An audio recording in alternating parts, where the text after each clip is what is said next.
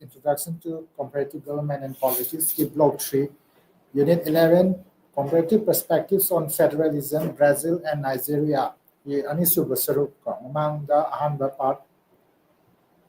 Ramang class na ngasi anisuba part ko namu makasatana federalism in Brazil sigi keno historical background da ko na mamangi slide ta ko aroba slide ta ko na thamgil sing asai gi Brazil gi magi ningthau ko Pedro the first na asai gi kedoba it was not possible to impose absolutism haibasi mana ningthau mo oizeragasu ko mana asai gi absolute monarchy rules is another yaro have you can mana sakhang gi ba masi so ba kai no mane ha Brazil gi magi federalism gi panthong from the any khong thang la gi matang se ba aduna pe do he paved the way for a constitutional monarchy and a parliamentary system in 1824 maradona Pedro the first in a constitutional monarchy system ama parliamentary system 1824 sidagi parliamentary democracy ki lengaki Solonama Brazil da Pedro first ki kanosda magi tangkaksidagi uba hokre aduna haiba Pedro first aduga magi sanupa Pedro the second anisina Brazil 67 years rule toromi Haiba Peresida, Brazil was divided into 20 provinces, which were further divided into several municipalities, and the power was distributed between the executive, legislature, and the judiciary. Power distribution to Obama second balances system 20 provinces Kaido Kanda, the Makoidomu, Makatana, municipalities Kayatona Kaido Kanda Sigi, Pedro first, Aduga Magi Masanupa Pedro second. Say 67 years ko Humpuatare, Sahi Humpuatare, Tunapan, Magitaka, Brazil, the Sugum Balenga, the Home Kiamako, the administrative divisions Kiama, Kaido Kana,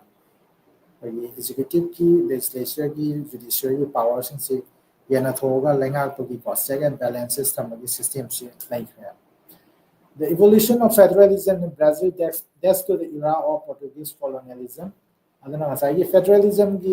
Salona ma Brazil the horpase masi ngasai Portuguese colonialism gi haidi Brazil je Portuguese colony ni ngasai gi hano wena le misi pa do ko na thanga sai gi mo Brazil je tongan ba manin tam le ba mo na law thor pani na tra ana Portuguese ki colony wena le ni matam da gi Brazil da federalism gi maru hun bi hogi ba The monarchy retained the moderating power to step in whenever required to maintain stability, thus laying the foundation of centralized state with limited power at the provincial level. Adana ngasai monarchy is na ngasai constitutional monarchy ma lakre adu ngasai monarchy is lainge matam sida constitutional monarchy lakre matam da monarchy is na moderating power amagi role pa masi ngasai lower kanda whenever required to maintain stability maintain to work mathau tar pakanda monarchy sina ngasai gi magi moderating power habdi koi khanari ba yana da ba khanari ba me am gi keno se koi taisan na ba madu gi kayani ko keno se koi mayai da depaga koi while the private have tare ko madu gi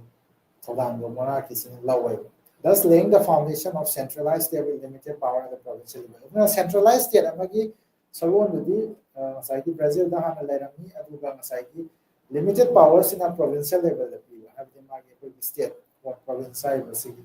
federal government in Makada level. Siki provincial level, Langashi that the Saki power credit, autonomy credit, Piraganda, Saki my centralized state, Magi Salon to maintain government. Constitutional monarchy ended in 1889 following a military coup. Aduga Masai Labour constitutional monarchy is system C. Masi 1889 da pagi election pre karina military coup malaga na military na ai lamina pagi langasi bi je passion be 1889 sida ba na sai monarchy na constitution monarchy makada monarchy is na moderating power where kan da sai pagi executive legislature do judiciary sing same power distribution ta kan da pagi the mana leba centralized state ki salon semu military coup matung dagi demo awan basalon ma kamana laki dum yen sipa it becomes a presidential republic with the military having the moderating power. And the military who's the local Matung Toro Matung the Brazil Laiba, Magi Langalon, the home Musica, and the presidential republic, presidency na Sailavasiki, Padeki, Padeki, Yatung Kanton Baru, Tarimana Padeki, Makotong, Basi or Kanda, Adumba, Niam, Lenga, Man, Sagi presidency, losing Makasida. Pagi Ninkale, the high Balangashida, military is not better than a psychic monarchy, constitutional monarchy, Matanda, Pagi moderating power amawina, Pagi, Mato Pampo, Madu, Togambo, military is not under the new system of presidential republic. The first republic from 1889 to 1930 incorporated the features of federalism based on America's example. First Republic as Saki 1889 had the military coup, the military coup to Matunda, Saki presidential republic Siki, Hanbagi Republic Haibataka 1889 again 1930 how we Peresida, Brazil, USA Matauta Makanda, Saki USA the summer of federalism, the Momatos in Brazil, the Lenga Patapi and Masida Hogo. Despite autonomy, they did not have sufficient fiscal and political power to address regional inequalities and take autonomous decisions. So the high federalism gi asagi momato kama USA degi pura kanda mana federal structure magi kana se Brazil da hodumba taraga su masagi state sing sida my provincial level da aduga municipality sing da autonomy na sing ba kaino se both any fiscal and political power sipa masi people taragasu haiba arrangements gi makada haiba lenga pathapsi gi makada ngasagi did not have sufficient fiscal and political power to address regional inequality ngasagi saur ban leba mani Brazil sipa sidaida magi kwandamba provinces me amsiga ngasagi kayani north south ngasagi population ni kai khenaba density na leba aduga magi economic development ki koi kano adare thakse amna khenaba adare sugum inequalities ka amala yuse masi address to na me koi sufficient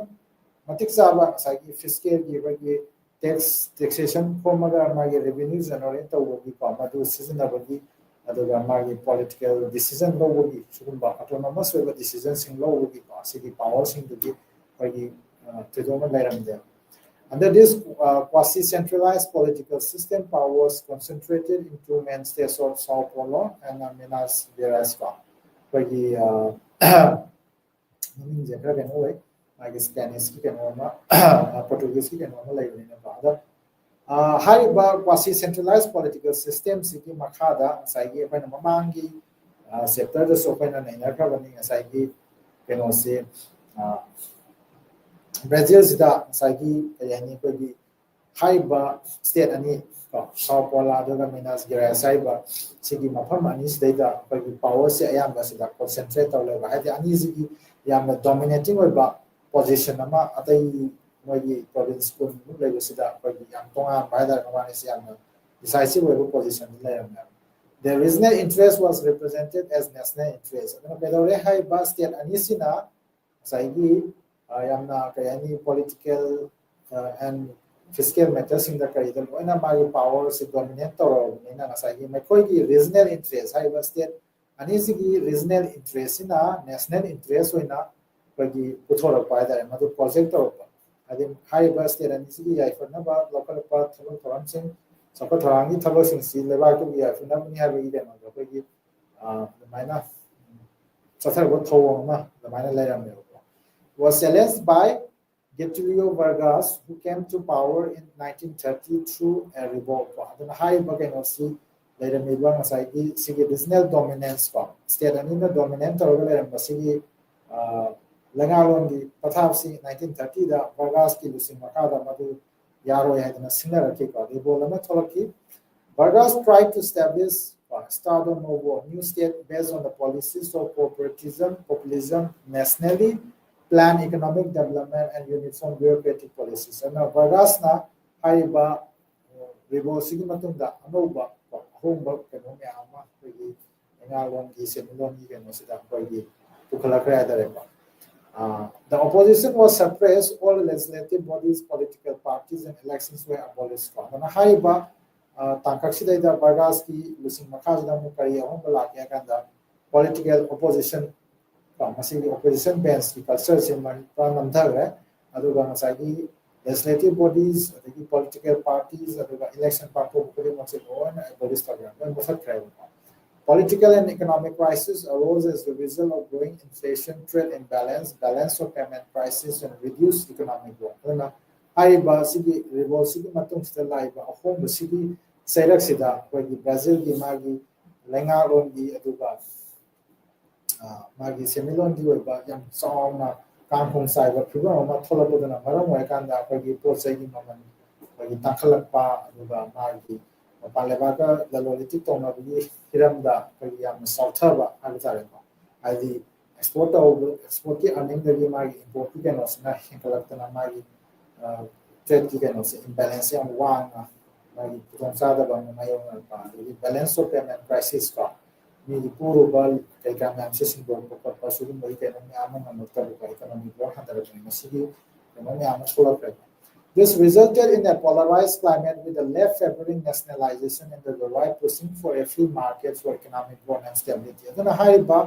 Every crisis ki opinions situation Brazil the so man narrative and had political left and political right political left na highest na nationalization to Adi Levaki Labor Lantum, Potopoto, Labor, Ganamsi, manufacturing units Namsi, Quiggy nationalized our Kanda, the minor Saparakani have a city proposal on a tunnel. Under the right pushing for a free market for economic growth and stability. Political right, Kikamusina, free market. Liberal policy market forces that Sina Toganda, Lenga Sina, Lenga get put things in the sea, economy, instead of putting them with a lot of free market, a sea Hodokadani Haidana, right Kambuna, Pana Inkaleba. The military took over in 1964 and Brazil became a military republic for more than 2 decades. Other now, as I give military in the 1964, we Brazil see a military republic, Sahi Kun, 22 decades, Sahi Kun Henam, military republic, Brazil Silverama. During this period, 1964 to 1985, Brazil saw heights of centralization. And Hariba military republic, Zagi first republic can Oma period Zagi military republic Peresidana Saigi Pedova, Brazil da Pagimagi Langaloni can Osida. Azumatic Pagikayani centralization to Zagi Magi federal can Osina authorities na Pagi Langa Longi Semiloni Kagan and Massacre. Says it say passion Magiba, Lenga is and only Subi says it passion Magisulamba, Tosilama high parasitam sound ocean. Economically, fiscal and tax reforms expanded the power and role of the national government in the economy and limited the ability of states and localities to collect taxes. Aduga Semilongi Hiramda Yangagana Sagi Magi fiscal and tax reforms expanded the power and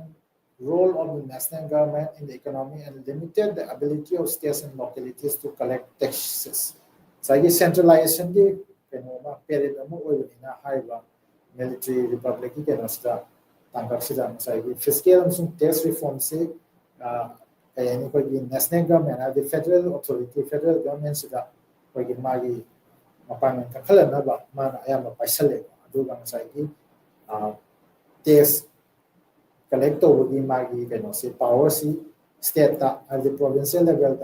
magi localities income municipalities ki level tax collect over magi power setting but 100 pathagi adi central authorities na mapangan kakhlalaga sagi magi state amasung localities ki laiba administrative bodies hai tare masina mo magi tax collection ki keno se mapangan se tu mate sondhala kan sagi centralized to.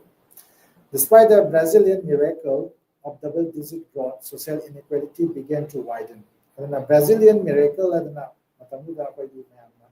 haiba perisida khanagi bogeno se double-digit growth. Hadi digit anigi hadi single digit hagari ko 1 to 9 hadare na magi GDP growth se ko di 10 dagi na above sigi sang da bitare ko double-digit growth ki sigi Brazilian miracle mas mai to na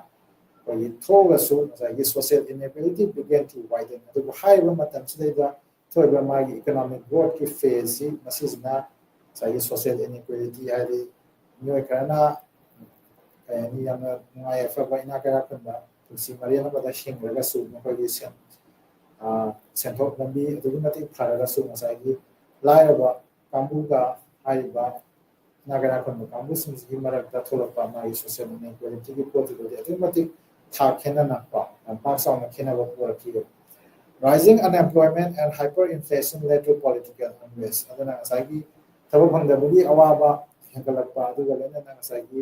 Hyperinflation processing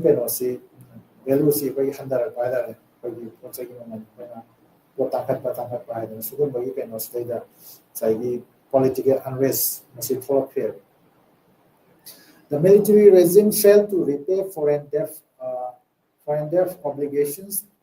Dissensions with the military rule set in. Foreign debt,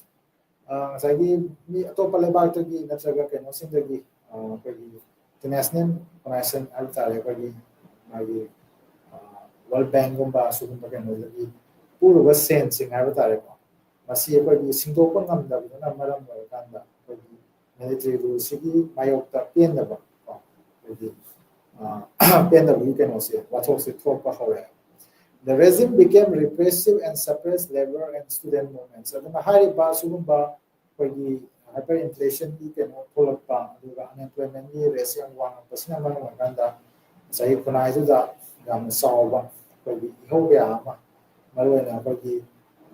simising pa aduga mahirosing yoba moment kaya ma ko tholei ngam si sai se like ta mga thau phang ra ga di like se tam ba kai wan tholei ya ga ke ma su tholei na ba na masi gum ba ki karak se da ko simising amasung mahirosing yoba ihobya ma masi ko nam tha ba ta ko military regime se ba na masi ki tamka ma oi. In 1982, the military allowed direct elections for state governors, gradually increased federal transfers to municipal governments, and allowed political parties to function. Aduna ngasai military na supai pairaga centralized tarumba magi lenga ko system zi khara makai 1982 dagi the one state ki governors sing khanbagi kaino se direct election ta hola the municipal governments my powers transfer to political parties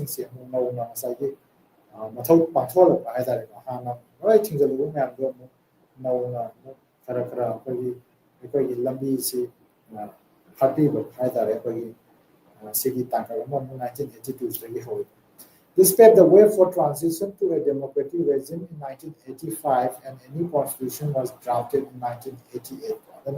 Haiba ahom basina sina saigi military regime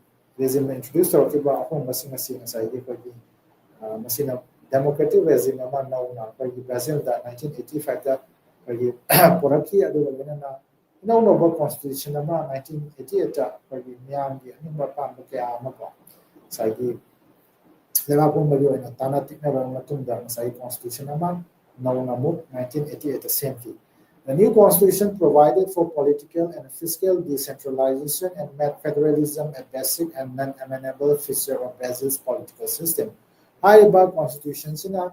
masih the yari bamaru about provisions si kaina kanda political and fiscal decentralization. Adi karidano decentralized to bisa kanda Saigi namna kayani ko centralized with the state amagi salon da ko military ku matang dagi la amadu sagi maduna state ki aduga municipality singda piramba magi political and fiscal gi power sing har tare madu central authority na super paison gi process masi thadora ganda democratic regime ama tamna pagaloina na maduna sai political and fiscal decentralization tawakanda state ki thakta aduga municipality sing gi thakta hena political fiscal gi mathau dancing have tare the power sing sinara can simala aduga loina federalism haibasi Brazil ki political system ki mangfadraba hangopa ya oidaba adugumba magi mani political system ki masatni magi salon mani habi kano sima hariba constitution sina na tawna palle structure of Brazilian federalism aduna ngasai Brazil da federalism ki process non amenable over fisher mo na la khaba mutum dagi ngasai Brazilian federalism ki magi structure song system si kamaina to magi masida mo kan yang sensiba Brazil is officially called the Federative Republic of Brazil, comprising of 26 states and a federal district, Brasilia. There are over 5,000 municipalities. The federal district Brasilia yauna asagi 26 states amalai adu masakta muhari ba myam se mu magi administrative division si can consider magi decentralized or bagi kana maduri model du makada municipalities lising manga gi matakta khaidu Three-tier federal structure of the country are the central government governed by president. President ki makada, president na magi paidagi makok thamba phamnai ba oirakanda na central government sigi lusing purel ware mathangda state ki lenga leizare state government ka masina mu governor amagi lusing makada pai lenga pani aduga local government masina mu mayor na pai maroina bagi so city singi haitare ba misi bagi municipality singi masagi governor si kana mayor na city kan wasizo sumai ta ahum thonga khaido kan Brazil ki lai ba ma federal structure ki fani central government ha state government ha do ma municipality ki local government ki sumai na ahum thonga khaido lai the head of all three levels is duly elected high ba tiers ahum sigi bagi leaders sing have the president aduga governor aduga mayor haiba lusing ba ahum ase bagi directly elected to miyamna vote thadaraga bagi khanba duma newsing oiduni the constitution of 1988 provided for a vertical division of legislative powers to be exercised by the three tiers, namely exclusive powers to be exercised by the federal government. And then, 1988 Constitution, vertical division of legislative powers. Legislative powers is vertical way now. Home Tolani Kai Desiba, but you know Kai Haida, policy, legislative policy, Kamina. Exercise them like home tonani by my tax Hamada exclusive powers to be exercised by the federal government. Exclusive powers I was in India union list, like state list, conference list, exclusive powers in a federal government. Federal government exercise the powers in a exclusive powers in a leisure. Alagi Atopa area Taranitoi. Amazina joint powers exercised by the federal government, states, and federal district and municipalities. Simiamsina punna jointly shared the area. Joint powers and concurrent there are 16 areas having concurrent legislative authority among the federal government, states, and the federal districts. Amangi joint powers exercise to siga concurrent ki siga makai di kenagani pa adang sai 16 areas in concurrent when later sidana more legislative authorities and federal government and states near the federal district Brasilia home zina exercise to wadam ni mai area ta to sina pa Residual areas were reserved for states provided that powers are not forbidden to them by the Constitution. Adana lemhoriba residual areas in states in states in provided the powers are not forbidden to them by the Constitution. Constitution provision to the Wamada labor port Poidragadi, Hariba, residual power, residual areas in a society, state key, government sings in exercise. The Federal Parliament of Brazil, which is known as Congress, is made up of two houses or chambers. The Senate, upper house, there's a Chamber of Deputies, lower house,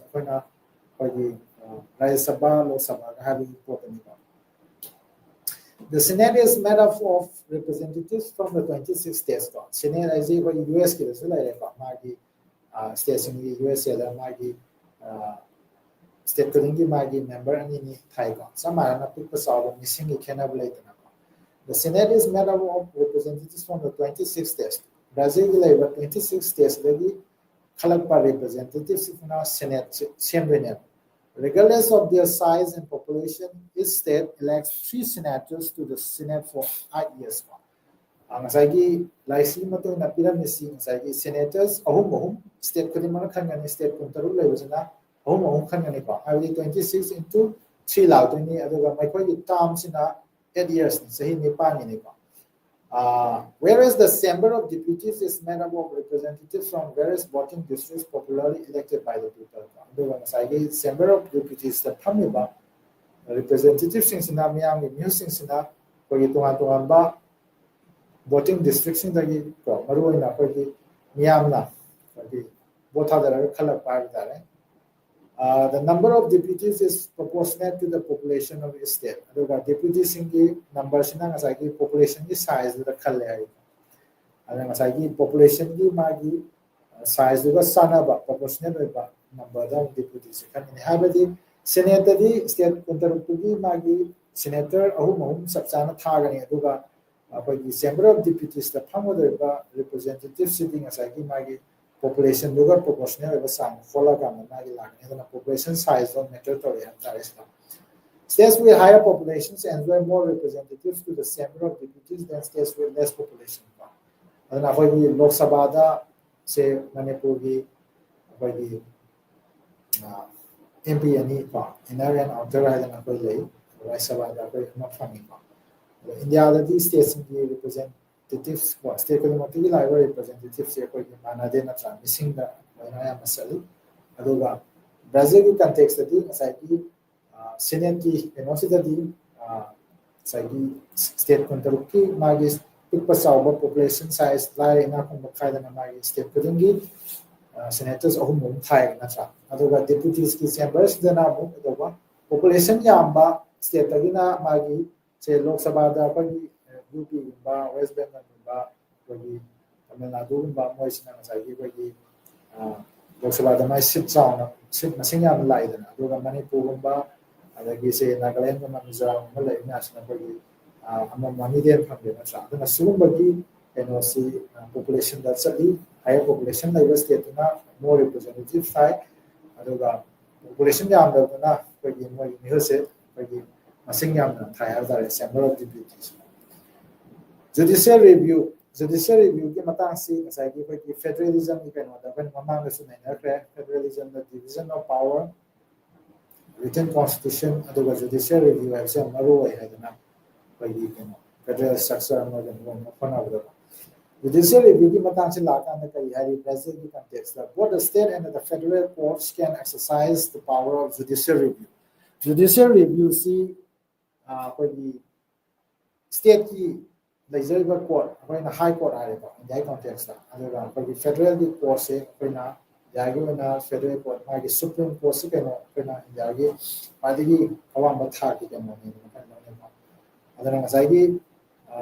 Brazil context, state labor courts, federal labor courts, power of the judicial review exercise. The constitutionality of any law, federal, state, or municipal, can be challenged either at the state or federal court. Any law, federal law, state legislation, adagi municipal na semakpa law bu egera ngasagi any sugumba law ma puthorapa kanda madu constitution gi wang mada sale madu constitution gi provision khongau na re habagi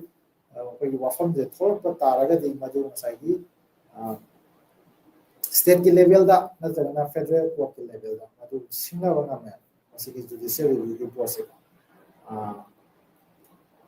the jurisdiction over the federal or state law is shared by both the state and federal courts. Other than asagi federal or state law can also the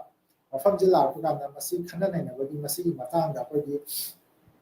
YN sang ba tare wari lo ba YL to ni matang sida ko gi state su federal courts state ki level courts and other federal courts ani ma ko share to have tare ko my jurisdiction se federal gi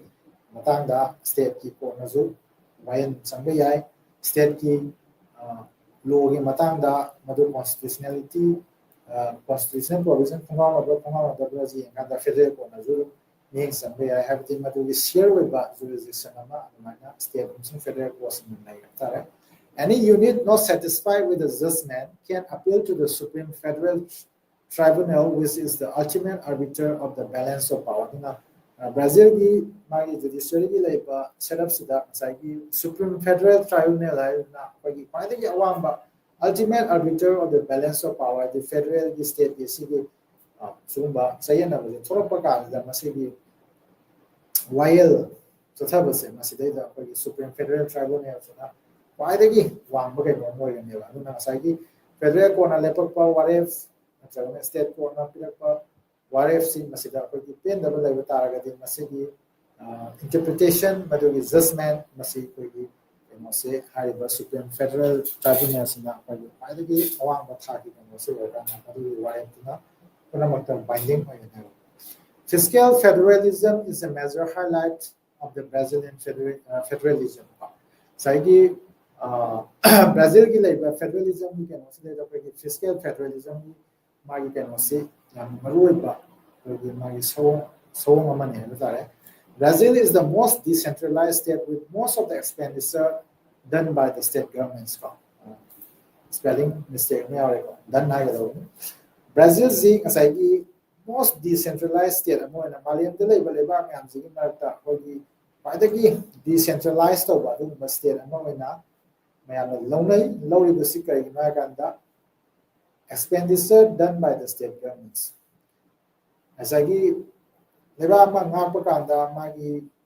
nambi thong semba ising phanan bagi mai phanan bagi adagi telecommunication di education di health di tuma sector ke amna ko expenditure to na high by expenditures me amse masigi folak pakanda faidagi state governments na bagi expenditures to ba dare adi expenditure to ngam ba census na ngam ba sai states ki magi fiscal power si amna wang magi ne na tra na sigi mata ni fiscal federalism se Brazil federalism ki amna top magi magi so ngama ne si da policy ko as a highlight na high ba expenditure ki kana si da state government sing na ko ni amna wang ba thak da ha tare ko amna so expenditure se to da state government sing na Brazil. State expenditure stands more than 40% in Brazil, which is in contrast with just 23% expenditure done by the states in the USA. USA ki labor federal structures ki makada, sagi US ki states in Sina when expenditure to was just 23% of the total expenditures. Sagi federal na the states na to ko no sa kun music hola paganda 23% ka the states in the tay di magi federal na ay mataw adi ta di masagi Brazil gi ga yin ga the Brazil is 40% of states in the expenditure to I would the tangkhai mu gi sang ne Brazil the states in the expenditure to ngam ne se ba na masagi si kena ba si sumai to na Brazil gi federalism ga US gi federalism gi ani ma ta sa kena ba ma ga di magi fiscal federalism gi matang da Brazil gi federalism na sagi he na decentralized states compared to US. Fiscal federalism is parallel by political federalism with the transfer of various resources and the rise to the state and municipalities.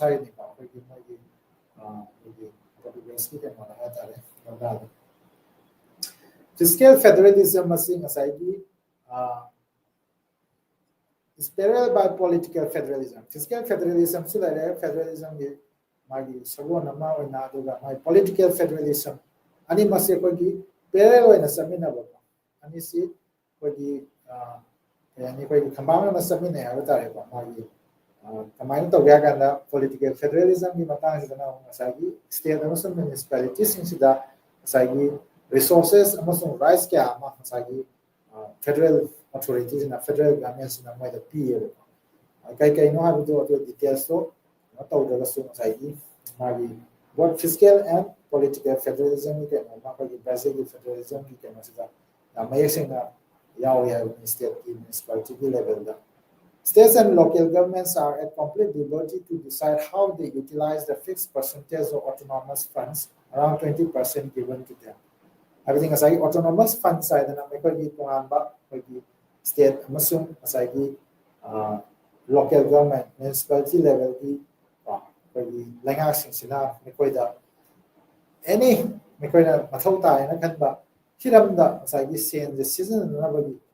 autonomous funds and see my fixed percentage around 20% oil. Since the complete liberty between functioning of Brazilian federalism. Brazilian federalism की structure Brazil federalism से कमायना कोई mathau pangthokpage habdaniba kamaina masi tharoina chalaibage habdani the Brazilian state is a diverse state varying in demographic profile and economic development. Brazil is a diverse state amani kari hiramda haragadi demographic profile population ki mari concentration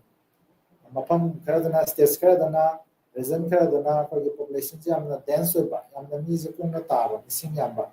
aduga topa mafam khadana mo masagi museum na kunga taba lanna taba sparsely populated ba aduga economic development ki tha yenga su ba kogi masagi sentum gi sokat ki tha se yenga su mafam state khadana mafam khadana yam sofal laga mafam khadana kogi kra sokat powat ba naira bi ke mo ba haidare mafam sing ba masi so lebas in daya masi loi kengai masi China do esu USA do esu Russia do esu India do esu masi gi demographic profile gi economic development gi magi laiba diversity is the automatic nation loi bu fanga dare. The south and the southeast are more densely populated while the north and the northeast are sparsely populated. Brazil gi kha thangba amasung kha no bok thangba saru sing asi kedoba yamna mi kuna ta function way aduga higher function asi magi economic opportunities ko magi aduga mate gyam su lai aduga magi awang thangba amasung awang pok thangba ma function asi na mu ke do mi sil lan ta sparsely populated way aduga haiba north amasung northeast area sing sidana ke do Brazil gi magi economy gi main kenasi magi agriculture oil. This difference has resulted in malapportionment in both the lower and upper houses of the legislature. And high basically cannabis in the population, cannabis in a maramaganda malapportionment either lower and upper houses of the legislature, as Senate and House of Deputies, and also that Magi representation to representatives Harry and also that Kayani Kogi. Sunada ba haitare apportionment I think sai misinga thariba representatives ki keno sida ko yenga buganda ko sunada ba keno ma figo ma same ne habitare hariba malapportionment happens when electoral constituencies are created in such a manner that there is an unequal representation of voters to representatives in various constituencies. Either the constituencies ke amada magi Laiva voters ki masing representation of voters unequal voters ke agi representative among laigada have sugumba wafam se la representation of voters to representatives ꯃꯁꯤꯒꯤ ꯋꯥꯐꯝꯁꯤ ꯂꯥꯛꯀꯥꯟꯗ ꯇꯣꯉꯥꯟ ꯇꯣꯉꯥꯟꯕ ꯀꯣꯟꯁꯇꯤꯇ꯭ꯌꯨꯑꯦꯟꯁꯤꯁꯤꯡꯗ ꯑꯩꯈꯣꯏꯒꯤ ꯉꯁꯥꯏꯒꯤ ꯈꯦꯠꯅꯕ ꯃꯁꯤꯡꯒꯤ ꯈꯦꯠꯅꯕ ꯔꯤꯄ꯭ꯔꯖꯦꯟꯇꯦꯇꯤꯚꯁ ꯊꯣꯛꯄ ꯁꯦ ꯈꯨꯗꯝ ꯑꯣꯏꯅ ꯍꯥꯏꯔꯁꯦ ꯑꯩꯈꯣꯏ ꯀꯣꯟꯁꯇꯤꯇ꯭ꯌꯨꯑꯦꯟꯁꯤ ꯑꯃꯗꯅ ꯃꯤ ꯚꯣꯇꯔ ꯂꯤꯁꯤꯡ ꯂꯤꯁꯤꯡ ꯀꯨꯟ ꯂꯩꯕ ꯈꯨꯗꯤꯡꯒꯤ ꯔꯤꯄ꯭ꯔꯖꯦꯟꯇꯦꯇꯤꯚ ꯑꯃꯃꯝ ꯂꯩꯌꯦꯅ ꯈꯜꯂꯣ ꯑꯗꯨꯒ ꯑꯇꯣꯞꯄ ꯈꯔꯗꯅ ꯀꯩꯗꯧꯕ ꯀꯣꯟꯁꯇꯤꯇ꯭ꯌꯨꯑꯦꯟꯁꯤ ꯈꯔꯗꯅ ꯚꯣꯇꯔ 17,000 ꯅꯠꯇ꯭ꯔꯒ 15,000 ꯂꯩꯕꯗ ꯔꯤꯄ꯭ꯔꯖꯦꯟꯇꯦꯇꯤꯚ ꯑꯃ ꯊꯣꯛꯄ ꯁꯤꯒꯨꯝꯕꯒꯤ ꯃꯑꯣꯡꯗ ꯉꯁꯥꯏꯒꯤ ꯃꯥꯒꯤ ꯚꯣꯇꯔ ꯃꯁꯤꯡꯒ ꯃꯥꯒꯤ ꯔꯤꯄ꯭ꯔꯖꯦꯟꯇꯦꯇꯤꯚꯀꯤ ꯃꯁꯤꯡꯗꯨꯒ ꯉꯁꯥꯏꯒꯤ ꯁꯤꯒꯤ ꯏꯂꯦꯛꯇꯣꯔꯦꯜ ꯀꯣꯟꯁꯇꯤꯇ꯭ꯌꯨꯑꯦꯟꯁꯤꯁꯀꯤ ꯀꯩꯅꯣ ꯁꯦꯝꯃꯛꯄ ꯀꯥꯟꯗ ꯑꯩꯈꯣꯏꯒꯤ ꯆꯨꯅꯗꯕ ꯃꯥꯟꯅꯗꯕꯀꯣ ꯁꯤꯒꯤ ꯄꯣꯠ ꯑꯃ ꯁꯨꯃꯥꯏꯅ ꯊꯣꯛꯍꯜꯂꯦ In the Senate, regardless of the population, each state is represented by 3 senators. Senate की ओर यदि हम लाइक रहे मागी state खुदिंगी मिसिंग यामगरे यामोइरा मागी representative अहूम समाना थागने को मधुगी equality of representation अमा ngasai के मसिदे लाइक Senate की ओर तो House of Deputies की मतांगे लाकंदनी kamna farak taisina pamna. For instance, Sao Paulo has 116 times the inhabitants of Roraima, but both states have 3 senators. Sigi malapportionment ki kano si representation ki matang da electoral constituency siyempre matang sida masigi wafam se Senate ki matang da namu kamay tawe kanda Sao Paulo da lai ba kano siga missing siga Roraima da lai siga atuki mati khena khre adubu haiba state animak sidagi magi tongan ba missing ki kano lai raga su saigi senator di ahum samana thadene irrespective of the difference in terms of population size magi senator di masing ahum samana thadene then samana USA ki context so magi senator da thadezi sai state kudima population yamgira yamora sai ki pikera sawera state ki magi senators samana ani ni thai ba mai tawna Brazil is mai thai ba in the lower chamber the number of seats is allocated based on population somdana ngasai Senate kidana masing sabsa mana thare aduju ngasai missing yamba state ke jo hum badani missing yamba state ke jo hum badani adu bizu ama leire suma adu nata bada lower chamber kidana ngasai number of seats se population da base of the my population kya le adu matu in my electoral constituency so 14 the constitution has fixed the minimum and maximum number of seats ngasai constitution jina साइगी population की कनो सिदा येंगकांदा lower chambers की जे साइगी फाइदगी यामदबा मागी representation की number सिना सिसे के आना है कना निपान लेगदोने अदुगा फाइदगी यामदना 70 लेगदोने अदुना मु सिदे जो थोलेबा mal apportionment की कनो सिना कइना है कंदा as the maximum number is fixed the densely populated states of the southern and central region are underrepresented मागी मिसिंग जे फनाम याम जगसु से मिसिंग याम जगसु मागी लाइटबे आदबा मसिंगी नंबर मा आई ने अदना फिक्स लाइ जगह कॉन्स्टिट्यूशन ना छ अदोगा मैक्सिमम जिना मु 70 दे हेन बे यारा नि representative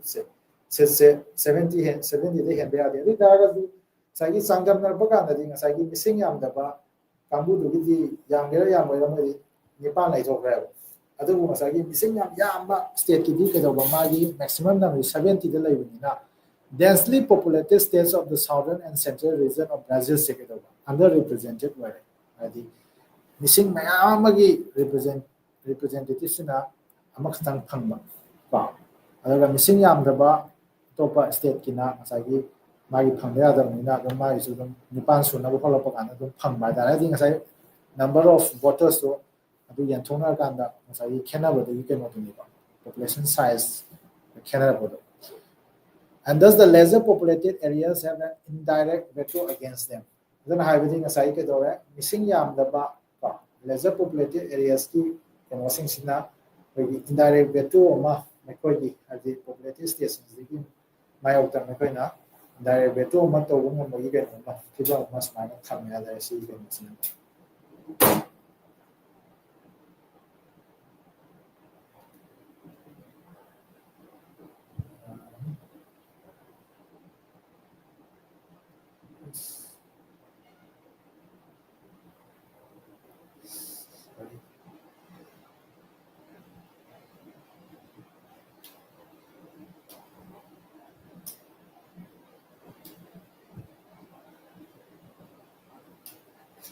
issues of balance between the resources and responsibility ko issues of balance between the resources and responsibility je mo Brazil ki federalism je kamaina function to bogi habisi yang paganda balance between the resources and responsibility wa kham mo lai ba koi ki masigi balance kamaina ka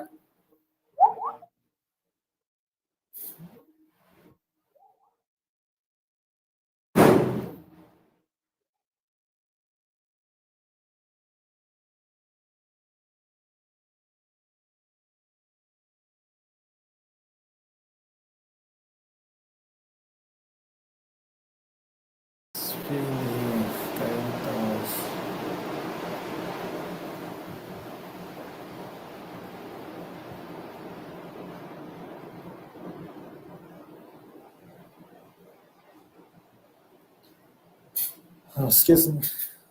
you say my slicing je so on the from tar adana balance between the resources and responsibility ki matang mo lai si han badana as the power of the subnational actors such as governors and mayors increase they often engage in excessive expenditure so power of the subnational actors I would think as state ki level da state ki langa par governors aduga magi municipality langa par ko mayor sing habatare masigi subnational actors in sigi power sige doba si hengala position ke doba they often engage in excessive expenditure aiba mayors aduga governors in sina ko expenditure to wi sang se adu mati hengala excessive expenditure si ko tawle adare power se hena phangta matung they began borrowing from domestic as well as foreign markets, resulting in enormous debt at state level. Aduna masagi expenditure se to wogi makai da power se yana pirabani na kogi mayor sing amsung governor sing sina kogi leba manung dagi sen puba sida natana atopa foreign gi sources sing dagi habatare gi sen je pusala budana maram kanda documentic state level sida kogi nigi sendon habatare sendon je documentic saw don dagi wafum ma kogi thole secondly to attract new investment states competed with each other to lure investors by waiving taxes adigi mathakta ani subudana mo masai stating si mai magi stating si leba manung ojaga su leba amatang ojaga su state nyam si magi agi state sofan haning ba west bengal tu magi sofan ogana jaini uttar pradesh sofan ogana natra assam sofan ogana aduna sigi investment si no investment si jagi hanganaba attract tawna ba maru puning sinsana na khona pa ga stating si amaga compete tawna pa masi namu pe dore investors si maiko puning sinsana ba magi state na masagi investment tawna ba khona pa kansta ba taxes kya ma ba lokho pa dare taxes kya ma masagi normally tax logo da bumi andu okho pira kanda masagi maiko da hena attractive way when by dare investment tawna ba adu competition ma sa to le This fiscal war impacted all the states negatively as they were increasing their expenditure on one hand and reducing their sources of revenue on other hand. Adana masagi sigi fiscal war ma states singi marakta sagi tholaiba competition se to lure investors sigi posina kogi states sigi magi kenoda am sauna haidare magi sendoni keno sida soba se chenga ma piro kamana pi na kana sagi states sigi magi expenditure sigi magi mayors tagi hoga governor sing sina sauna expenditure se to ka sida sagi mai koi can also get revenue generate or my taxes collect over the sagi investors in sigi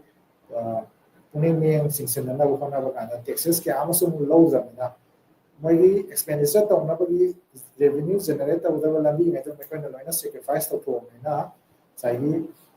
adon de lagata ko sensu lagtre aduga som da expenditure de ko hangal level adona masi saw na ho ba to level Thirdly, the fiscal horizontal balance was unable to address the issue of already existing economic and fiscal disparity among regions and states. Fiscal horizontal balance was unable to address the issue of already existing economic and fiscal disparity among regions and states. Tohan level magi say southern, northern, northeastern, southeastern, islands of the regions in Sigi Maraka labor, the states in Sigi Maraka labor. Hana already exist over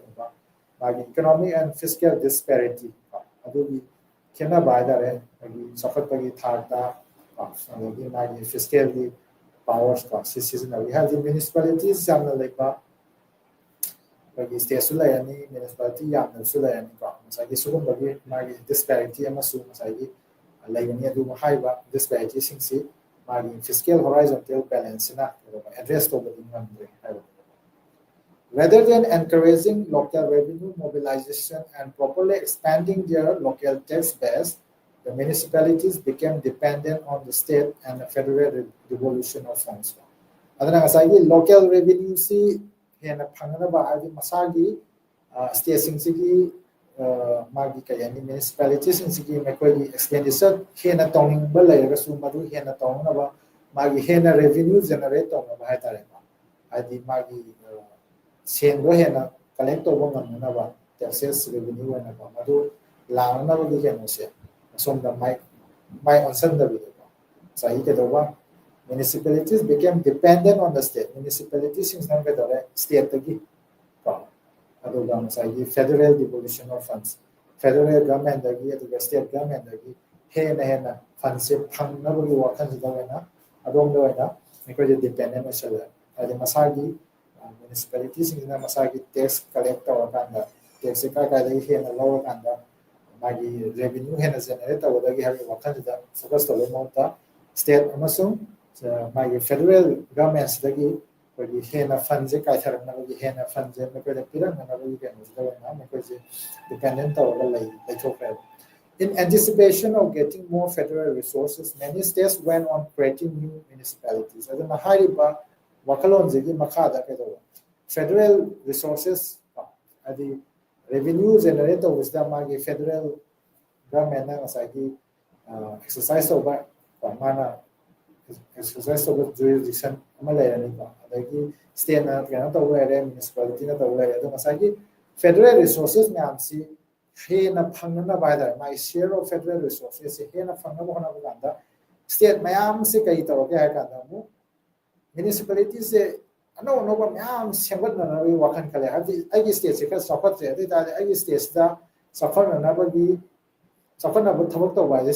expenditure Madugi revenue di when generate tawong amdrabanina saigi yani magi federal devolution of funds ko sina simbasi rehena lokthaba ya na wida makta stations na buka da ya kana anoba municipalities kya ma stations da mo link ka gi thaba ma sathare sida zo mo hida mane thus the federal government was burdened with more expenditure responsibility and comparatively less revenue at disposal aduna federal government in Brazil the thing about Kurungsa the Basic Magi expenditure, more expenditure responsibility. Expenditure here na Tawana Bagi, Madugi, Fudango, Maipuna, Habitare, Masibu, Polomama, Sauna Pore, Adugalena, Sagi, federal government in a state key, Aduga municipality, labor, Bagi, Layasing Ziga, Ani, Home Zigi Mark have that. 3 tiers of federal structures later, Sagi. Fiscal and political federalism masala mina madugi kayani my fiscal matters comparatively less revenue at disposal magi revenue la phamji magi yamna ka hena kayani ko to ba no ba taxation ni no na si opportunities lai na tebo do lai hana lai ko no sita da hena mu municipalities in sida kai da ko state da ko funds allocate to na ba Masigi Lambize, Mamma Badana Mona Lampadana, Mamma Sandy Amna Kaitari Matota, but it was Sandy Ponganinga Economy. Really, the Vasiki Piva Madamasi kept over the Badana Mapaloma Mapulaga, federal government in Mayagani. The federal government tried to restore fiscal sanity at the subnational level by placing curbs on state borrowing, privatizing state banks, rationalizing spending of state and municipal expenditure, and setting limits on expenditure on payment for working expenses. Federal government labor fiscal arrangement either state municipality level ꯉꯁꯥꯏꯒꯤ ꯁꯤꯌꯔ ꯇꯧꯔꯤꯕ ꯃꯥꯒꯤ ꯐꯤꯁꯀꯦꯜꯒꯤ ꯐꯦꯗꯔꯦꯂꯤꯖꯝꯒꯤ ꯀꯩꯅꯣꯁꯤꯗ ꯃꯣꯗꯦꯜꯁꯤꯗ ꯉꯁꯥꯏꯒꯤ fiscal ꯁꯦꯅꯤꯇꯤ ꯍꯥꯏꯕꯗꯤ ꯃꯔꯝ ꯆꯥꯗꯅ ꯉꯁꯥꯏꯒꯤ ꯑꯩꯈꯣꯏꯒꯤ ꯁꯦꯟ ꯀꯥꯏꯊꯧ ꯅꯠꯇ꯭ꯔꯒꯅ ꯁꯨꯃꯥꯏꯅ ꯑꯩꯒꯤ ꯔꯤꯁꯣꯔꯁꯦꯁ ꯑꯦꯂꯣꯀꯦꯠ ꯍꯦꯟꯅ ꯇꯧꯕꯤꯌꯨ ꯍꯥꯏꯕꯒꯤ ꯋꯥꯐꯝꯁꯤ ꯁꯤꯒꯤ ꯕꯔꯗꯟ ꯃꯌꯥꯝꯁꯤ ꯀꯩꯅꯣ ꯇꯧꯅꯕ ꯍꯣꯠꯅꯕꯗ ꯈꯔ ꯃꯈꯩ ꯃꯁꯤ ꯑꯩꯈꯣꯏꯒꯤ ꯆꯨꯝꯊꯣꯛꯅꯕꯒꯤ ꯍꯣꯠꯅꯕ ꯍꯥꯏꯕ ꯇꯥꯔꯦꯀꯣ ꯑꯗꯨꯒꯤ ꯐꯤꯁꯀꯦꯜ ꯁꯦꯅꯤꯇꯤ ꯑꯃ ꯄꯣꯔꯛꯅꯕ ꯍꯣꯠꯅꯕ ꯀꯥꯟꯁꯤꯗ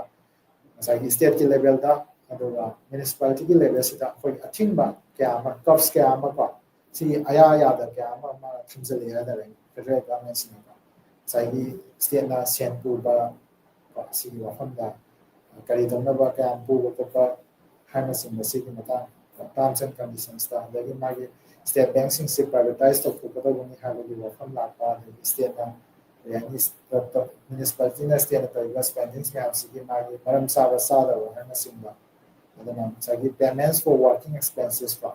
ꯃꯥꯒꯤ ꯃꯊꯧ ꯇꯥꯕ ꯀꯩꯅꯣꯁꯤꯡꯗ ꯄꯤꯔꯤꯕ ꯑꯩꯈꯣꯏꯒꯤ ꯑꯦꯛꯁꯄꯦꯟꯁꯦꯁ ꯃꯌꯥꯝꯁꯤꯒꯤꯁꯨ ꯉꯁꯥꯏꯒꯤ ꯃꯥꯒꯤ ꯂꯤꯃꯤꯠ ꯑꯃ ꯊꯝꯕ ꯍꯥꯏꯇꯥꯔꯦ ꯃꯊꯧ ꯇꯥꯕ ꯁꯤꯒꯤ ꯆꯥꯡꯁꯤꯗꯩꯗ ꯁꯤꯒꯤ ꯋꯥꯔꯀꯤꯡ ꯑꯦꯛꯁꯄꯦꯟꯁꯦꯁꯁꯦ ꯁꯤꯗꯒꯤ ꯍꯦꯟꯍꯜꯂꯣꯏꯗꯕꯅꯤ ꯁꯤꯅ ꯃꯥꯒꯤ ꯏꯐꯤꯁꯤꯌꯦꯟꯂꯤ ꯃꯦꯅꯦꯖ ꯇꯧꯅꯕ ꯈꯣꯠꯅꯕ ꯍꯥꯏꯗꯅ ꯁꯤꯒꯨꯝꯕ ꯂꯤꯃꯤꯠꯁ ꯀꯌꯥ ꯑꯃ ꯀꯣ ꯑꯩꯈꯣꯏꯒꯤ ꯄꯜ ꯀꯌꯥ ꯑꯃ ꯑꯗꯨꯃꯥꯏꯅ ꯑꯩꯈꯣꯏꯒꯤ ꯊꯝꯃꯛꯑꯦ ꯍꯥꯏꯇꯥꯔꯦ federal ꯒꯚꯔꯟꯃꯦꯟꯠꯁꯤꯅ It also put in place a law on fiscal responsibility to ensure transparency and responsibility in public finance. ꯑꯗꯨꯒꯤꯁꯨ ꯃꯊꯛꯇ ꯉꯁꯥꯏꯒꯤ ꯍꯥꯏꯔꯤꯕ ꯐꯦꯗꯔꯦꯜ ꯒꯚꯔꯟꯃꯦꯟꯠꯁꯤꯅ ꯀꯩꯗꯧꯕ ꯂꯣ ꯑꯃ ꯑꯩꯈꯣꯏꯒꯤ ꯁꯦꯝꯃꯛꯑꯦꯕ ꯀꯔꯤ ꯇꯧꯅꯕ ꯑꯣꯟ ꯐꯤꯁꯀꯦꯜ ꯔꯦꯁꯄꯣꯟꯁꯤꯕꯤꯂꯤꯇꯤ ꯉꯁꯥꯏꯒꯤ ꯐꯤꯁꯀꯦꯜ ꯔꯦꯁꯄꯣꯟꯁꯤꯕꯤꯂꯤꯇꯤ ꯍꯥꯏꯁꯤ ꯕ꯭ꯔꯥꯖꯤꯜꯒꯤ ꯐꯦꯗꯔꯦꯂꯤꯖꯝꯒꯤ ꯃꯥꯒꯤ ꯃꯦꯖꯔ ꯍꯥꯏꯂꯥꯏꯠ ꯑꯃꯅꯤ ꯍꯥꯏꯗꯅ ꯑꯩꯈꯣꯏꯅ ꯃꯃꯥꯡꯗ ꯑꯩꯈꯣꯏꯒꯤ ꯄꯟꯕꯤꯈ꯭ꯔꯦꯕ ꯑꯗꯨꯅ ꯍꯥꯏꯔꯤꯕ ꯐꯤꯁꯀꯦꯜ ꯐꯦꯗꯔꯦꯂꯤꯖꯝꯁꯤꯒꯤ ꯃꯈꯥꯗ ꯌꯥꯝꯅ ꯂꯨꯔꯛꯏꯁꯤ ꯐꯤꯁꯀꯦꯜ ꯔꯦꯁꯄꯣꯟꯁꯤꯕꯤꯂꯤꯇꯤꯒꯤ ꯕꯔꯗꯟ ꯑꯃ ꯆꯥꯎꯅ ꯊꯣꯛꯂꯛꯄꯗꯨꯅꯤꯀꯣ ꯑꯩꯈꯣꯏꯅ ꯍꯧꯖꯤꯛ ꯁꯤꯒꯤ ꯑꯔꯣꯏꯕ ꯁꯔꯨꯛꯁꯤꯗ ꯑꯩꯈꯣꯏꯅ ꯅꯩꯅꯔꯤꯁꯦ ꯑꯗꯨꯅ ꯐꯤꯁꯀꯦꯜ ꯔꯦꯁꯄꯣꯟꯁꯤꯕꯤꯂꯤꯇꯤꯒꯤ ꯄꯣꯠꯁꯤ ꯉꯁꯥꯏꯒꯤ ꯕꯔꯗꯟ ꯑꯃ ꯑꯩꯈꯣꯏꯒꯤ ꯐꯦꯗꯔꯦꯜ ꯒꯚꯔꯟꯃꯦꯟꯠ ꯑꯣꯐ ꯕ꯭ꯔꯥꯖꯤꯜꯁꯤꯗ ꯂꯥꯛꯏꯁꯦ ꯉꯁꯥꯏꯒꯤ ꯑꯩꯈꯣꯏꯅ ꯃꯃꯥꯡꯗ ꯄꯟꯈꯤꯕ ꯑꯗꯨꯃꯥꯏꯅ ꯇꯧꯗꯅ ꯃꯥꯒꯤ ꯀꯣꯝꯄꯤꯌꯔ ꯇꯨ USA ꯉꯁꯥꯏꯒꯤ ꯕ꯭ꯔꯥꯖꯤꯜꯒꯤꯗꯤ ꯁ꯭ꯇꯦꯠ ꯂꯦꯚꯦꯜꯗ ꯃ꯭ꯌꯨꯅꯤꯁꯤꯄꯥꯂꯤꯇꯤ ꯂꯦꯚꯦꯜꯗ ꯑꯩꯈꯣꯏꯒꯤ 40%ꯒꯤ ꯆꯥꯡꯗ ꯑꯦꯛꯁꯄꯦꯟꯗꯤꯆꯔꯁꯦ ꯇꯧꯕꯒꯤ ꯃꯉꯣꯟꯗ ꯄꯋꯥꯔꯁꯦ ꯑꯩꯈꯣꯏꯒꯤ ꯂꯩꯈ꯭ꯔꯦꯕ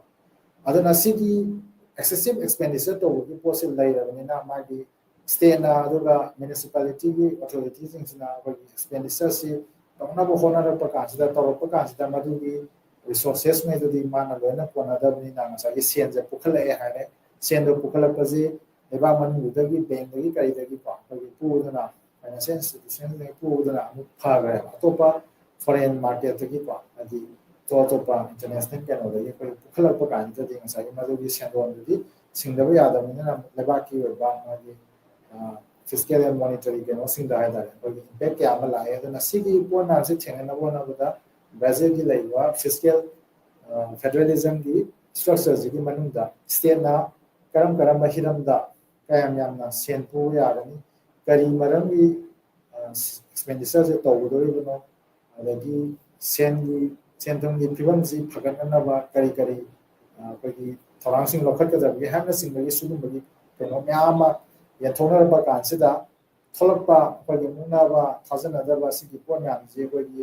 ꯀꯩꯅꯣ ꯑꯣꯏꯗꯅꯕ ꯍꯥꯏꯇꯥꯔꯦ ꯔꯤꯖꯣꯜꯕ ꯇꯧꯕ ꯌꯥꯅꯕꯒꯤꯗꯃꯛꯇ ꯂꯣ ꯑꯃ ꯉꯁꯥꯏꯒꯤ ꯂꯣ ꯑꯣꯟ ꯐꯤꯁꯀꯦꯜ ꯔꯦꯁꯄꯣꯟꯁꯤꯕꯤꯂꯤꯇꯤ ꯍꯥꯏꯗꯅ ꯑꯃ ꯄꯨꯊꯣꯔꯛꯑꯦ ꯃꯁꯤꯅ ꯀꯔꯤ ꯇꯧꯍꯟꯒꯗꯕꯅꯣ ꯍꯥꯏ ꯀꯥꯟꯗ to ensure transparency and responsibility in public finance ꯄꯕ꯭ꯂꯤꯛꯀꯤꯗꯃꯛꯇ ꯉꯁꯥꯏꯒꯤ ꯁꯦꯟ ꯁꯤꯖꯤꯟꯅꯕ ꯑꯦꯛꯁꯄꯦꯟꯗꯤꯆꯔ ꯇꯧꯔꯛꯄ ꯂꯝꯕꯤ ꯁꯦꯝꯒꯦꯕꯨ ꯍꯥꯏꯔꯁꯨ ꯊꯣꯡ ꯁꯦꯝꯒꯦ ꯍꯥꯏꯔꯁꯨ ꯗ꯭ꯔꯦꯅꯦꯖꯀꯤ ꯍꯥꯏꯔꯁꯨ ꯏꯔꯤꯒꯦꯁꯟꯒꯤ ꯍꯥꯏꯔꯁꯨ ꯇꯣꯉꯥꯟ ꯇꯣꯉꯥꯟꯕ ꯍꯤꯔꯝ ꯀꯌꯥꯗ ꯑꯩꯈꯣꯏꯒꯤ ꯃꯤꯌꯥꯝꯒꯤꯗꯃꯛꯇ ꯌꯥꯏꯐꯅꯕ ꯊꯕꯛ ꯊꯧꯔꯝ ꯄꯥꯏꯈꯠꯂꯛꯄꯗ ꯃꯗꯨꯗ ꯉꯁꯥꯏꯒꯤ ꯆꯪꯒꯗꯧꯔꯤꯕ ꯁꯦꯟ ꯊꯥꯗꯔꯤꯕ ꯁꯦꯟ ꯑꯗꯩ ꯃꯗꯨꯅ ꯄꯤꯔꯛꯏꯕ ꯀꯥꯟꯅꯕ ꯑꯗꯨꯒꯤ ꯃꯌꯥꯝꯗꯨꯒꯤ ꯃꯥꯒꯤ ꯇ꯭ꯔꯥꯟꯁꯄꯦꯔꯦꯟꯁꯤ ꯑꯃꯁꯨꯡ ꯔꯦꯁꯄꯣꯟꯁꯤꯕꯤꯂꯤꯇꯤꯁꯦ ꯐꯖꯅ ꯃꯦꯟꯇꯦꯟ ꯇꯧꯅꯕ ꯍꯥꯏꯕꯗꯤ ꯑꯦꯀꯥꯎꯟꯇꯦꯕꯤꯂꯤꯇꯤꯗꯨ ꯐꯤꯛꯁ ꯇꯧꯅꯕ ꯍꯥꯏꯇꯥꯔꯦꯀꯣ ꯇ꯭ꯔꯥꯟꯁꯄꯦꯔꯦꯟꯁꯤ ꯑꯦꯟ ꯑꯦꯀꯥꯎꯟꯇꯦꯕꯤꯂꯤꯇꯤꯗꯣ ꯐꯤꯛꯁ ꯇꯧꯅꯕ ꯂꯣ ꯑꯣꯟ ꯐꯤꯁꯀꯦꯜ ꯔꯦꯁꯄꯣꯟꯁꯤꯕꯤꯂꯤꯇꯤ ꯍꯥꯏꯕꯁꯤ ꯉꯁꯥꯏꯒꯤ ꯕ꯭ꯔꯥꯖꯤꯜꯒꯤ ꯐꯤꯁꯀꯦꯜ ꯐꯦꯗꯔꯦꯂꯤꯖꯝꯁꯤꯒꯤ ꯃꯅꯨꯡꯁꯤꯗꯩꯗ ꯑꯩꯈꯣꯏꯒꯤ ꯇꯧꯗꯕ ꯌꯥꯗꯕ ꯄꯥꯏꯈꯠꯇꯕ ꯌꯥꯗꯕ ꯀꯣ ꯑꯩꯈꯣꯏꯒꯤ ꯈꯣꯡꯊꯥꯡ ꯑꯃ ꯑꯣꯏꯅ ꯂꯣꯁꯤ ꯁꯨꯃꯥꯏꯅ ꯄꯥꯁ ꯇꯧꯔꯦꯕꯀꯣ ꯑꯗꯨꯅ ꯉꯁꯤꯒꯤ ꯑꯣꯏꯅꯗꯤ ꯑꯩꯈꯣꯏꯒꯤ ꯕ꯭ꯔꯥꯖꯤꯜꯒꯤ ꯀꯩꯅꯣꯁꯤ ꯐꯦꯗꯔꯦꯂꯤꯖꯝꯒꯤ ꯃꯥꯒꯤ ꯃꯑꯣꯡ ꯃꯇꯧ ꯍꯥꯏꯕ ꯇꯥꯔꯦ ꯃꯁꯤ ꯀꯃꯥꯏꯅ ꯃꯥꯒꯤ ꯏꯁꯇ꯭ꯔꯛꯆꯔꯁꯤ ꯀꯃꯥꯏꯅ ꯂꯩ ꯑꯩꯈꯣꯏꯅ ꯏꯁꯇ꯭ꯔꯛꯆꯔꯁꯤ ꯑꯩꯈꯣꯏꯒꯤ ꯇꯥꯏꯌꯔꯁ ꯑꯍꯨꯝ ꯊꯣꯛꯅ ꯈꯥꯏ ꯚꯔꯇꯤꯀꯦꯜꯂꯤꯀꯣ ꯃꯥꯒꯤ ꯐꯦꯗꯔꯦꯜꯒꯤ ꯍꯥꯏꯕ ꯑꯃ ꯂꯩꯔꯦ ꯁ꯭ꯇꯦꯠꯀꯤ ꯍꯥꯏꯕ ꯑꯃ ꯂꯩꯔꯦ ꯑꯗꯨꯒ ꯃ꯭ꯌꯨꯅꯤꯁꯤꯄꯥꯂꯤꯇꯤ ꯍꯥꯏꯕ ꯑꯃ ꯂꯩꯔꯦ ꯑꯗꯨꯒ ꯑꯃꯨꯛ ꯃꯗꯨꯒꯤ ꯐꯪꯁꯅꯤꯡꯁꯦ ꯇꯧꯕ ꯀꯥꯟꯁꯤꯗ ꯑꯃꯨꯛ ꯉꯁꯥꯏꯒꯤ ꯑꯩꯈꯣꯏꯒꯤ ꯃꯔꯨꯑꯣꯏꯅ ꯐꯤꯁꯀꯦꯜꯒꯤ ꯑꯣꯏꯕ ꯐꯦꯗꯔꯦꯂꯤꯖꯝꯒꯤ ꯁꯛꯂꯣꯟꯗꯨꯅꯤ ꯉꯁꯤ ꯕ꯭ꯔꯥꯖꯤꯜꯒꯤ ꯑꯩꯈꯣꯏꯅ ꯅꯩꯅꯔꯤꯁꯤꯒ ꯀꯃꯥꯏꯅ ꯐꯪꯁꯟ ꯇꯧꯏ ꯍꯥꯏꯕꯗꯣ ꯉꯁꯥꯏꯒꯤ ꯃꯔꯨꯑꯣꯏꯅ ꯄꯕ꯭ꯂꯤꯛ ꯐꯥꯏꯅꯥꯟꯁ ꯁꯤꯖꯤꯟꯅꯕꯒꯤ ꯍꯤꯔꯝꯁꯤꯗ ꯃ꯭ꯌꯨꯅꯤꯁꯤꯄꯥꯂꯤꯇꯤꯅ ꯁ꯭ꯇꯦꯠꯅ ꯇꯧꯔꯤꯕ ꯃꯌꯥꯝꯁꯤꯡ ꯑꯗꯨꯒ ꯐꯦꯗꯔꯦꯜꯅ ꯃꯗꯨꯗ ꯊꯦꯡꯅꯔꯤꯕ ꯈꯨꯗꯣꯡꯆꯥꯗꯕ ꯃꯌꯥꯝꯁꯤꯡꯗꯨꯅꯤꯀꯣ ꯑꯗꯨꯅ ꯍꯥꯏꯔꯤꯕ ꯌꯨꯅꯤꯠ 11ꯁꯤꯒꯤ ꯃꯈꯥ ꯇꯥꯕ ꯑꯔꯣꯏꯕ ꯁꯔꯨꯛꯁꯤ ꯑꯩꯈꯣꯏ ꯃꯊꯪꯒꯤ ꯀ꯭ꯂꯥꯁꯇ ꯑꯩꯈꯣꯏ ꯀꯚꯔ ꯇꯧꯅꯕ ꯍꯣꯠꯅꯖꯒꯅꯤ ꯃꯔꯨꯑꯣꯏꯅ ꯅꯥꯏꯖꯦꯔꯤꯌꯥꯒꯤ ꯃꯇꯥꯡꯗꯀꯣ ꯑꯩꯈꯣꯏꯒꯤ ꯀꯝꯄꯦꯔꯦꯇꯤꯞ ꯀꯩꯅꯣꯅꯤ ꯄꯔꯁꯄꯦꯛꯇꯤꯞꯁꯅꯤ ꯅꯥꯏꯖꯦꯔꯤꯌꯥ ꯑꯃꯁꯨꯡ ꯕ꯭ꯔꯥꯖꯤꯜ ꯑꯅꯤꯒꯤ ꯃꯔꯛꯇ ꯂꯩꯕ ꯐꯦꯗꯔꯦꯂꯤꯖꯝꯒꯤ ꯃꯥꯒꯤ ꯃꯥꯟꯅꯕ ꯈꯦꯠꯅꯕꯁꯤꯡꯒꯤ ꯃꯇꯥꯡꯗ ꯅꯩꯅꯕꯅꯤꯀꯣ ꯑꯗꯨꯅ ꯉꯁꯤꯒꯤ ꯑꯣꯏꯅ ꯍꯥꯏꯔꯤꯕ ꯌꯨꯅꯤꯠ 11ꯒꯤ ꯁꯤꯒꯨꯝꯕ ꯑꯩꯈꯣꯏꯒꯤ ꯁꯦꯀꯦꯟ ꯄꯥꯔꯠ ꯉꯁꯤ ꯁ꯭ꯋꯥꯏꯗ ꯑꯩꯈꯣꯏ ꯂꯣꯏꯁꯤꯜꯂꯁꯤ ꯄꯨꯝꯅꯃꯛꯄꯨ ꯊꯥꯒꯠꯆꯔꯤ